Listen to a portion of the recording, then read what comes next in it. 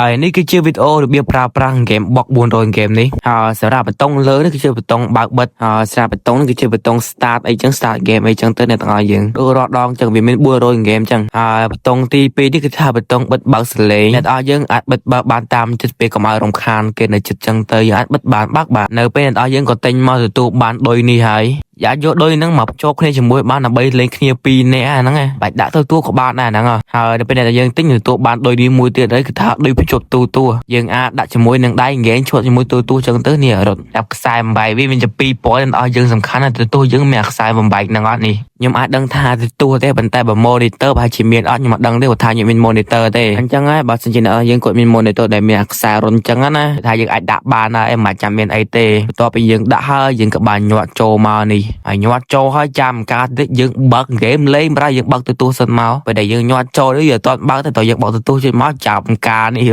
ចាប់ការបណ្ដោយហើយយើងអាចបញ្ជាបានតាំងពីដៃហ្គេមបញ្ជាបានដូចតែគ្នានៅក្នុងទទួលតែមួយអញ្ចឹងណា